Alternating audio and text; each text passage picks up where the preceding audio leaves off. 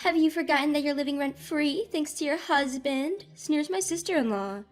I don't need your input. Show me my room now. She just got divorced and moved into our house. My husband inviting her over, what a terrible decision. I'm going to make this self-centered duo pay for this. My name is Sophia. I've been living with my husband since we got married. My husband Sam is an engineer, and since he can work from home, we moved to a small town near my childhood home after we got married. Life in the countryside has its inconveniences, but the people are kind, and the environment is nice and comfortable. Sam, who grew up in a big city, seemed to adapt to country life. The people here are all so nice. It's really heartwarming. I was pleased to hear Sam say that. Sam commutes to the head office in New York City once every month. While there, he also visits his family in the city and updates them on our life. My parents are big landlords in this town. My parents, my brother, and his wife live in our family home. My brother and sister-in-law are helpful country folks. They would often bring food and help us out. Sam and I don't have children yet, but seeing my brother's family makes us want to have our own soon. But it seems like we'll have to wait a little longer for that. Sam and I had a peaceful life, but there were things we disagreed on. One of them was about having children. I'm not quite ready yet. Sam said that, but I wanted to have a baby as soon as possible. We began to feel some distance growing between us. We got married later in life. Sam might be fine with waiting, but me being a woman, time's ticking on my biological clock. Sam, I want to have a baby soon. But Sam would just say, work is busy now. We can wait a bit more. But when is a bit more exactly? I confronted Sam with a slightly strong tone, but his response remained vague. I'll bring it up when I'm ready, so you keep quiet. Perhaps due to stress from work, his attitude towards me has grown cold. Fine, that's all I could say. Consequently, our marital relations dwindled and a year went by. Then one day, Sam suddenly said, my sister's getting divorced. I recalled that his sister had been married for around 2 years and lived in New York. But for him to bring up his sister's divorce so casually, I wondered why. That's why she'll be moving into our house. I couldn't quite understand what Sam was saying at first. Wait, what do you mean? With a baffled look, Sam clarified, my sister's getting divorced, so she's moving into our house. She'll be moving in next week, so be ready. Apparently, things had already been decided without my input. Don't just make decisions on your own. Despite my protest, Sam remained undeterred.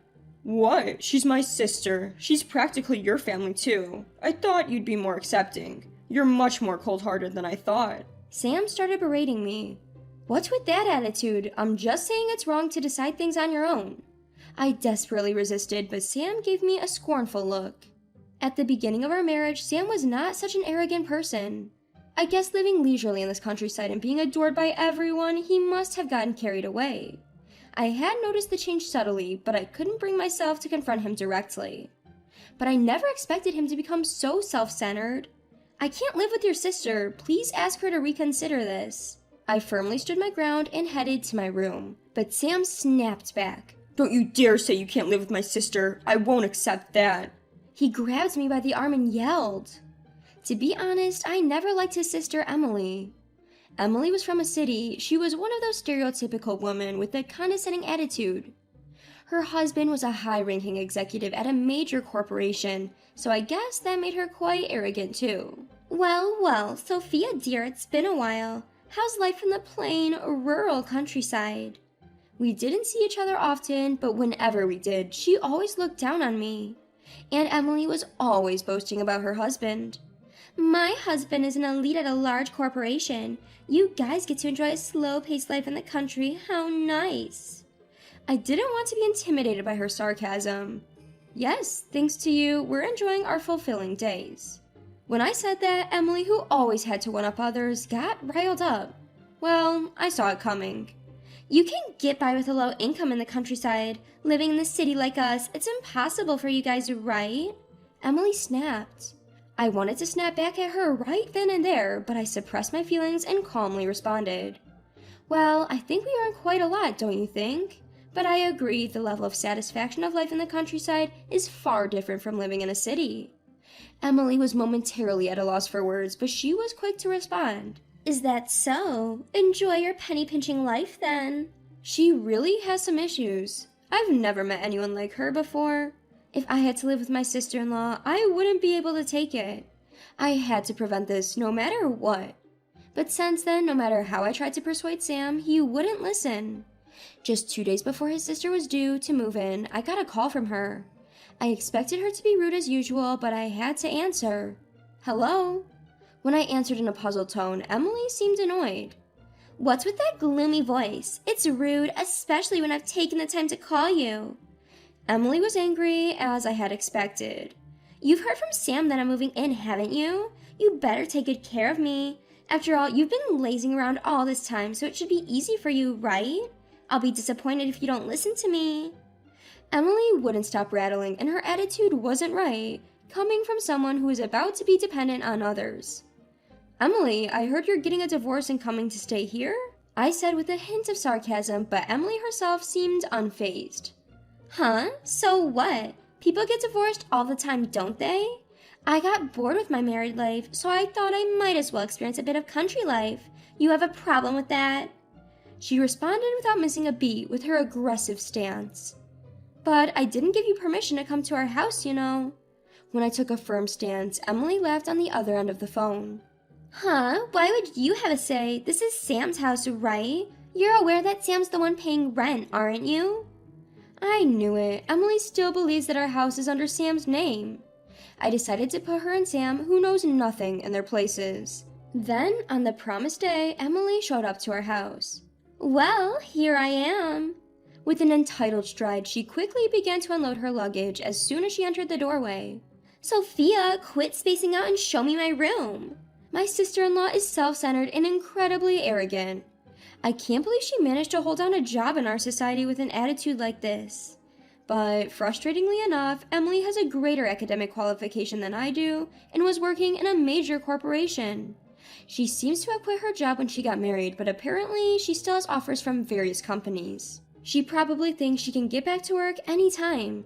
Sorry for the trouble, sis. Sophia, go show her the room already, Sam said. All right, don't rush. I know your bags are heavy, so you can go ahead to the living room. With that, I let Sam and Emily go to the living room first. When I told them I'd prepare some tea, Emily seemed to accept my welcome and followed me into the room. After serving them tea, I brought up our main subject. Emily, I know it's tough after a long trip, but you can't stay here. What are you talking about, Sophia? Emily wasn't taking it seriously. This house is Sam's, isn't it? He's the one paying rent. Have you forgotten?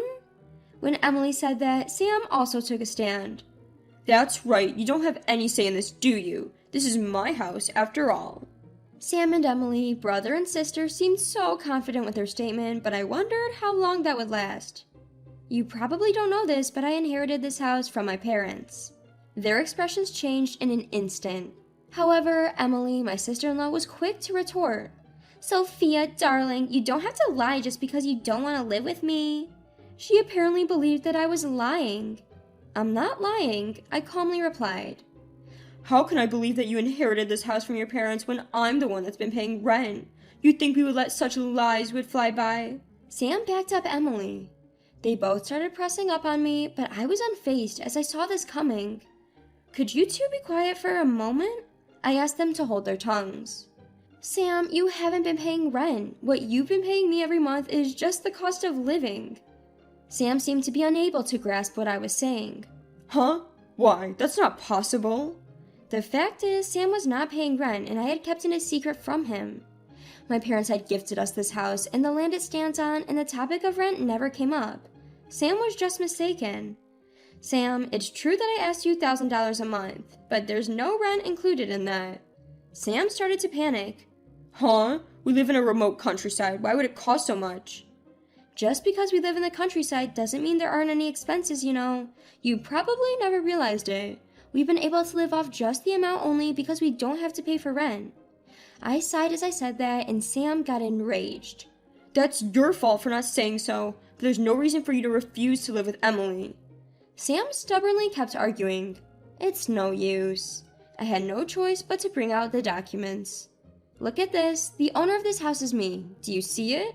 You pretty much left all the paperwork for moving to me, didn't you?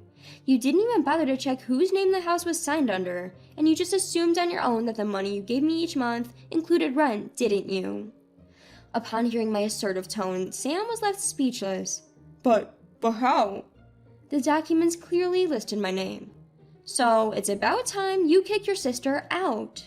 However, Emily was quick to fight back. What on earth are you talking about? I don't care if you inherited this house from your parents or whatever. I'm your family too, you know. I've never met a woman as cold-hearted as you. While observing Emily's rattling with a cold gaze, I said, When did I ever consider you my family? Emily, you've always belittled me, calling me a hick or accusing me of being overly dependent on Sam.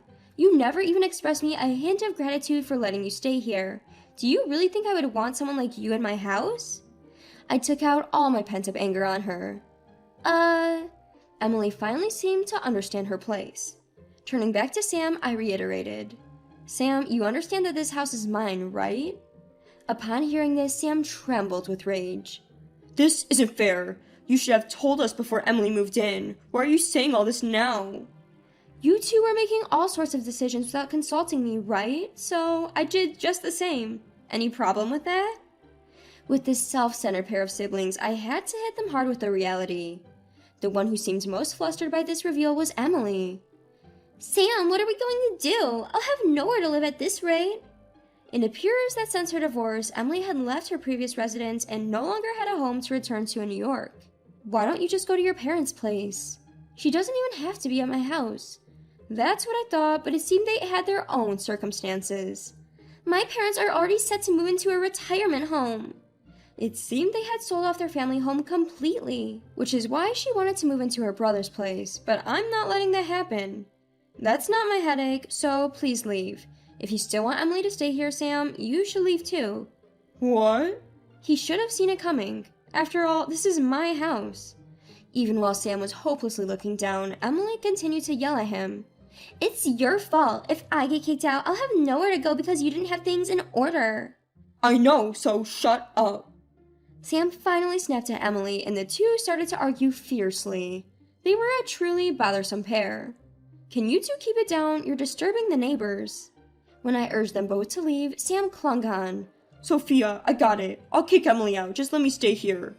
What? Wait a minute, Sam. What are you talking about? Emily was taken aback. Ignoring Emily, Sam forcefully sent her away. Sam was now begging me on his knees while I looked down at him confidently. You think begging will make me forgive you? I'm really sorry. I am. I had no intention of forgiving Sam. My discontent with Sam wasn't just over Emily. You know, you've never really been here for me, have you? Sam averted his eyes. You're always too busy with work. You never even make time to talk things out with me. I can't keep up this marriage anymore. With that, I handed Sam the signed divorce papers. Wait, just give me a chance to think this over. Sam didn't want to lose this life, but I had no intention of showing him mercy. Just get out already. When I coldly told him off, Sam retorted. You've got to be kidding me. Just because this is your house doesn't mean you can do however you please. I couldn't stand hearing such things from Sam, who tried to let Emily stay without my approval. Please don't talk about me as if you're any better. I left him with that and returned to my room, leaving the divorce papers behind. After that, Sam and I finalized our divorce. According to a mutual acquaintance, Sam and Emily returned to New York, but they seem to be having a tough time. Well, karma's getting back at them because they've always been self-centered. I can only hope they learn from their hardships. As for me, I'm here enjoying a fulfilling life in my rural home.